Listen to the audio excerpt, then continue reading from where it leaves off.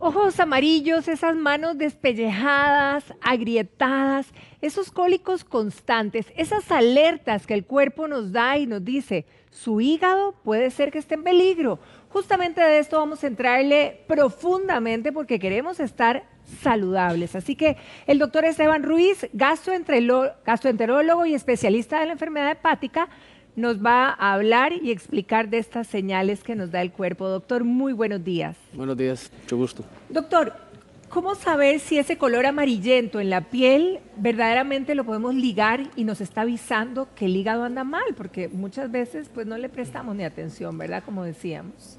Claro, bueno, el color amarillo en la piel, que en términos médicos lo llamamos como ictericia, es un término que a veces la gente conoce porque lo escucha en los salones de hospital.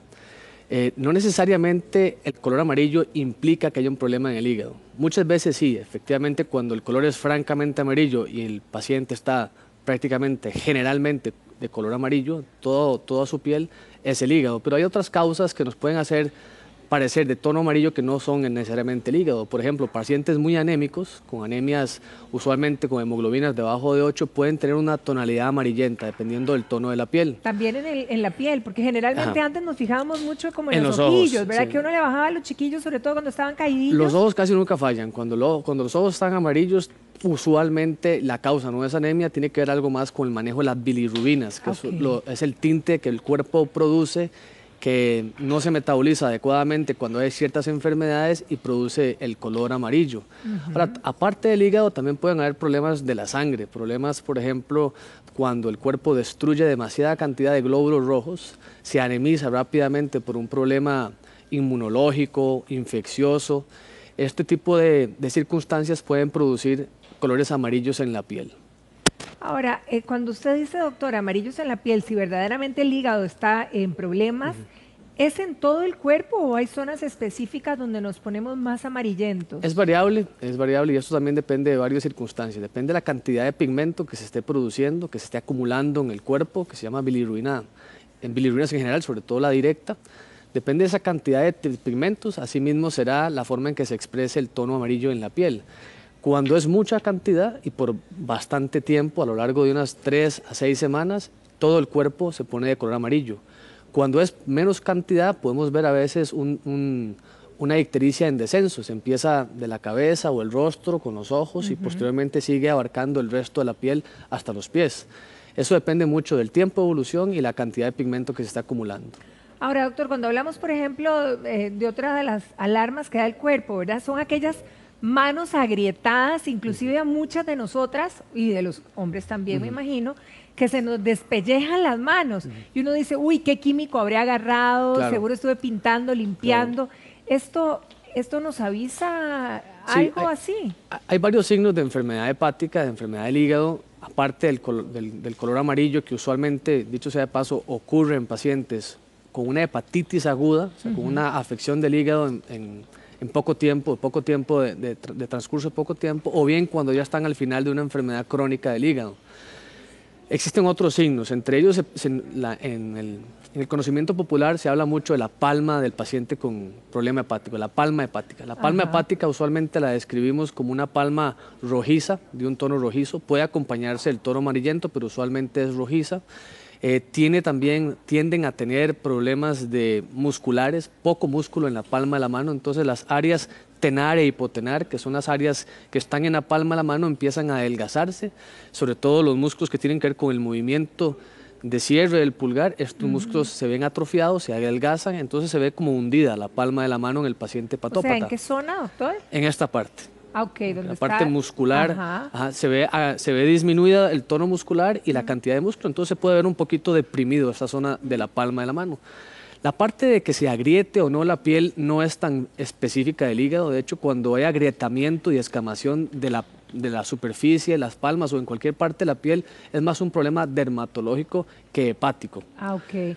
Ahora, cuando usted mencionó que aquí se debilita, ¿esto podría perder fuerza o no hay relación? Sí, claro que puede perder fuerza. No es usualmente lo que el paciente denota de primero. El paciente no va a llegar a preguntarle al médico que siente poca fuerza al agarre o al tomar las cosas con la mano.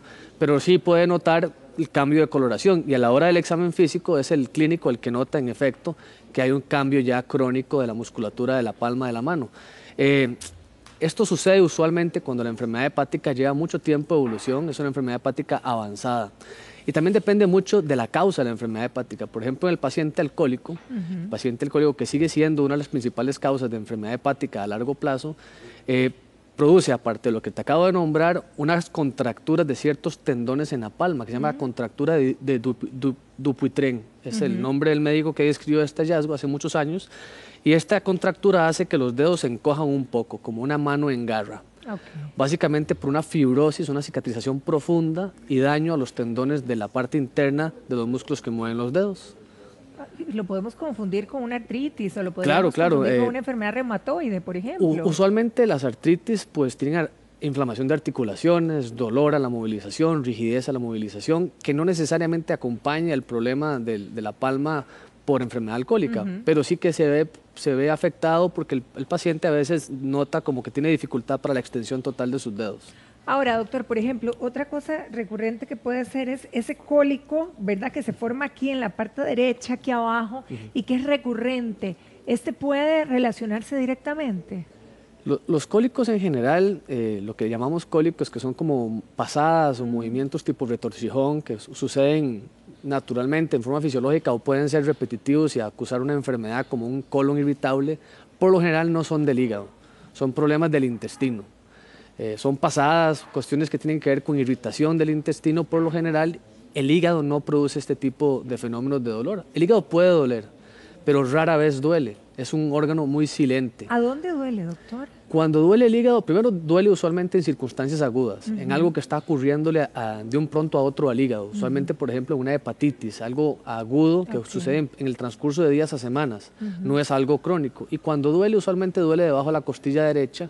El dolor tiende a ser justamente debajo de la última costilla, profundo, a veces es difícil de caracterizar. El paciente no te puede decir si es un ardor, si es un punzón. Lo que sí te puede decir es que le duele o incluso una molestia. La molestia puede permanecer ahí o irse hacia el costado o incluso hacia la espalda. Ahora, cuando hablamos de una enfermedad hepática o de un problema hepático, ¿nos sentimos cansados?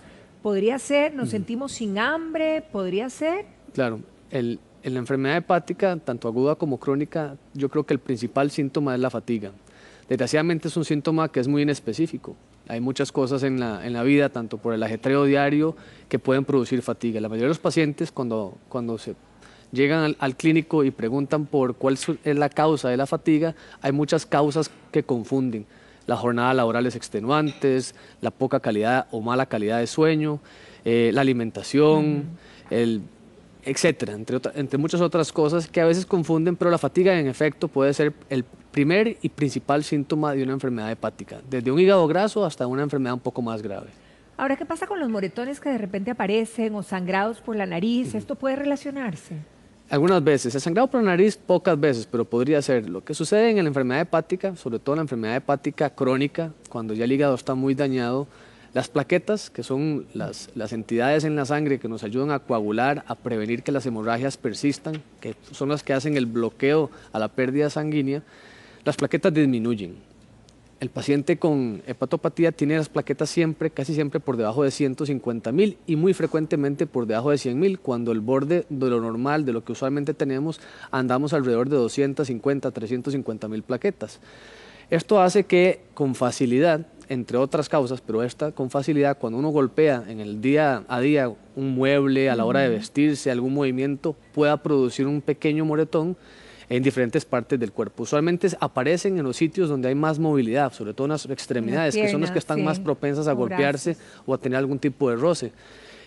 No solo son las plaquetas las que pueden producir esto. El paciente con enfermedad hepática ya avanzada tiende a tener fragilidad de sus capilares. Los pequeños ductos sanguíneos por donde fluye la sangre se adelgazan en su pared, son de menos calidad y con mayor facilidad se rompen. Esas rupturas producen los moretones. Ahora, doctor, hoy, mañana y ayer estamos oyendo todo el tiempo, ¿verdad?, sobre las bacterias, sobre la contaminación que hay en los alimentos que consumimos. Claro. El hecho de consumir una bacteria en algo, por ejemplo, o inclusive que el agua esté contaminada, ¿puede dañar nuestro hígado? Sí, claro. Existen patógenos de transmisión por diferentes vías, entre ellas el agua, sobre todo el agua y a través de los alimentos por el lavado con esta agua, que pueden producir problemas hepáticos. Sin embargo, hoy por hoy en Costa Rica esto tiende a ser cada vez más raro. En un pasado se describían epidemiológicamente, habían afecciones hepáticas como abscesos hepáticos, tanto por amebas como por bacterias, que eran más comunes de lo que actualmente vemos en la práctica hospitalaria. De hecho, que cada vez que sucede un absceso en el hospital es como noticia, porque es poco frecuente que veamos abscesos en el hígado. La mayoría de las infecciones hoy por hoy son virales. Los virus son los que causan la mayor problemática a nivel hepático, no tanto las bacterias ni las amebas. Ahora, ¿cuáles son las señales, doctor? Porque yo no sé si el hígado me habla inmediato, porque usted dice que algunas cosas son progresivas, otras situaciones son silentes, entonces uno dice, ¿qué debo oír o qué debo observar para saber que es el hígado el que está llamando mi atención? La mayoría de las afecciones del hígado son silentes, es decir, no nos damos cuenta y las manifestaciones son tardías. Nos avisa el cuerpo ya cuando la cuestión está un poco avanzada, cuando ya hay un daño instaurado, muchas veces irreversible. Para poder captar ese tipo de fenómenos, que son la mayoría, la mejor recomendación es que el paciente tenga el hábito de acudir a su médico. En general, las mujeres no fallan tanto en esto porque ya de rutina tienen la cultura de ir a su ginecólogo y el ginecólogo se vuelve el médico de cabecera que revisa, entre otras cosas, parámetros de laboratorio que pueden alertar sobre enfermedad hepática. Los hombres, por el contrario, no tienen una cultura de tener una asistencia médica continua ni pertinaz, periódica. Por lo tanto, a veces nos llegan ya en estadios muy avanzados. Típicamente el caso del paciente que nunca ha padecido nada y cuando llega a la primera cita del médico porque ya sintió algo, tiene de todo. Era diabético, era hipertenso, tenía problemas de colesterol. Entonces, ¿cómo evitar estas cosas que también afectan al hígado? Pues teniendo el hábito de ir al médico por lo menos una vez al año, y yo creo que a partir de los 40 años, según los compromisos de gestión de la institución, de la caja, o bien a nivel privado, como el médico que usted escoja, ir a un médico, tener un médico de cabecera que revise de forma periódica ciertos parámetros, no solo del hígado, sino en general de tu cuerpo. ¿Y cuáles son los exámenes, digamos, que uno se realiza para precisamente saber si el hígado está en buen estado? Yo diría prácticamente dos. Exámenes de sangre que incluyen un hemograma y pruebas de función hepática, así se conocen a un grupo de enzimas que no solo se producen en el hígado, pero que alertan cuando hay cambios a nivel del hígado, y también un ultrasonido de abdomen, que puede ser un ultrasonido de abdomen general. Ya con solo estos dos datos, pues evidenciamos muchas cosas dentro del abdomen y por supuesto los detalles del hígado. Ahora, cuando hablamos de hígado graso, que es lo más común que oímos ¿verdad?, de los problemas del hígado, en este caso, ¿hay algún tipo de sintomatología diferente? El hígado graso, lo primero que hay que mencionar es en quiénes ocurre el hígado graso. La mayoría de los pacientes con hígado graso tienen problemas de sobrepeso u obesidad. Menos del 10% son personas delgadas o de peso o dentro de un rango de peso normal. La mayoría de los pacientes tienen este factor de riesgo, tienen sobrepeso, tienen obesidad y muchos de ellos tienen alguna otra condición. Problemas de colesterol o triglicéridos, presión alta o problemas de diabetes o prediabetes. Cuando usted suma estos puntos, que sea solo obeso o que tenga obesidad o sobrepeso más una de estas otras enfermedades, el riesgo de tener enfermedad grasa del hígado es bastante alto. De hecho, casi que más del 60% de estos pacientes tiene el hígado graso. Ahora, el hígado graso per se, por lo general, no es un problema. El problema está en que la grasa al hígado le puede caer muy mal y puede inflamarlo. Y es una inflamación que produce una hepatitis silenciosa, no produce síntomas, excepto la fatiga, que como hablábamos anteriormente, se puede confundir con numerosas condiciones. Exactamente, el paciente no lo nota, no le da importancia, esto avanza y a lo largo de años, estamos hablando entre 10 y 20 años, puede producir daños ya irreversibles en el hígado e incluso cirrosis. Y entonces, en el caso de un hígado graso, ¿cómo le ayuda a la paciente? Hoy por hoy hay mucha investigación en fármacos para poder revertir el acúmulo de grasa en el hígado. Sin embargo, ninguno de los fármacos que hoy tenemos podemos decir que quita la grasa al hígado. Las únicas intervenciones que han verdaderamente sido beneficiosas es, el número uno, perder peso, o sea, quitarle el sobrepeso que ocasiona esa acumulación de grasa en el hígado, lo cual es muy difícil porque cualquier médico, y usted me imagino que también ha visto que es difícil perder peso, los pacientes por lo general les cuesta perder peso por sus hábitos ya adquiridos de muchas décadas y por otro lado a veces les falta motivación también para perder peso, eso es difícil de asistir desde el punto de vista médico. Lo otro importante es dormir bien, Se ha visto que las personas que tienen buenos hábitos de sueño, no solo en cantidad, sino también en calidad, que duermen entre 6 y 8 horas, dependiendo del grupo etario al que pertenezcan, mejoran su calidad hepática. El hígado tiende a regenerarse mejor y más rápidamente durante la hora de sueño, por lo tanto el dormir es muy importante. Lo otro es evitar tóxicos, entre ellos el fumado y el licor, sobre todo el licor, yo diría que es el principal tóxico. El licor per se produce cambios en el hígado que también produce acúmulo de grasa. También muy importante el tomar café. El tomar café, hay varios estudios que apuntan que en efecto disminuye el riesgo de tener inflamación por grasa en el hígado e incluso hay otros beneficios que se le han sumado al café, unos más controversiales que otros, pero podría impactar benéficamente en disminuir las tasas de cáncer, entre ellos cáncer de colon, por ejemplo. Ahora, doctor, cuando usted habló de regenerarse, que durante la noche se regenera con mayor facilidad, ¿podemos revertir el daño? Una persona con hígado graso, cambiando esos hábitos, bajando de peso, ¿podríamos realmente recuperar ese hígado bueno? Sí, el hígado, como ya es de conocimiento popular, es uno de los órganos que más fácilmente se regenera.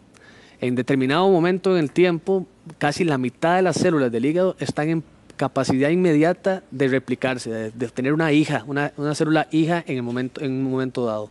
Eso no ocurre en la mayoría de los tejidos del cuerpo, ocurre en el hígado. Cuando el hígado se ve maltratado por cualquier tipo de insulto, sea licor, una toxina, un medicamento que afectó el hígado, una enfermedad viral como una hepatitis A, el hígado pues defiende, se inflama, hace su defensa en general y luego a la hora en estado de convalecencia regenera sus células rápidamente. Esto lo hemos visto no solo con estas entidades, sino incluso en pacientes con trasplante, el que el hígado queda, digamos, disminuido de tamaño, a veces el hígado mismo aumenta cuando se le quita un lóbulo a un hígado por cualquier patología como un tumor, el hígado crece otra vez a su volumen normal en menos de 3 meses. Esto es algo que se ve rápidamente en el hígado. Entonces el hígado sí que puede regenerarse. Todo depende de qué tan cicatrizado esté el hígado. Si el acúmulo de daño en el hígado es mucho, ya no se puede revertir en su totalidad. Pero si el acúmulo de daño es poco o intermedio, el hígado es capaz de revertir por el 100%. Excelente, doctor. Bueno, eso es una buena nueva. Hay que estar cuidándose, chequeándose, como usted dice, ¿verdad? Para estar adelante, un paso adelante. Muchísimas gracias, doctor. Mucho un gusto. placer. Que pase un feliz día. Para servirles. Verónica.